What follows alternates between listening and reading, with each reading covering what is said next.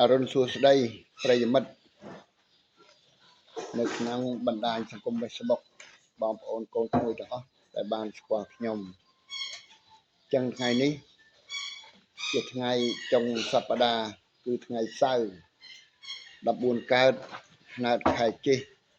ឆ្នាំមមីអត្តស័កពុទ្ធសករាជ2570ដែលត្រូវនៅថ្ងៃទី30ខែឧសភាគ្រិស្តសករាជ2026នៅទីទឹកដីក្នុងគេហដ្ឋានរបស់យើងខ្ញុំដែលស្ថិតនៅក្នុងភូមិព្រៃទទឹងឃុំចន្ទ្រីស្រុកនេះហើយខេត្តស្វាយរៀង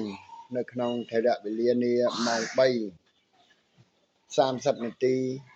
ដែលមានអាកាសធាតុត្រជាក់ហើយព្រះភិរុណលោកបានបង្អុរចំនួន1មេធំនៅក្នុងទីព្រៃនេះបានស្រោចស្រពនៅលើទឹកដីវាលទំនាបដែលយើងខ្ញុំទាំងអស់គ្នាក៏ដូចជាប្រជាពលរដ្ឋនៅក្នុងភូមិប្រកបមុខរបរអាជីវកម្ម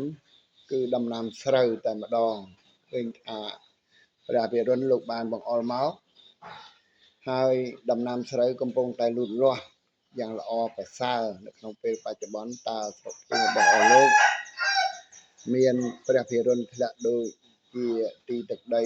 នៃកំណើតនៅក្នុងភូមិព្រៃទទឹងរបស់យើងខ្ញុំអត់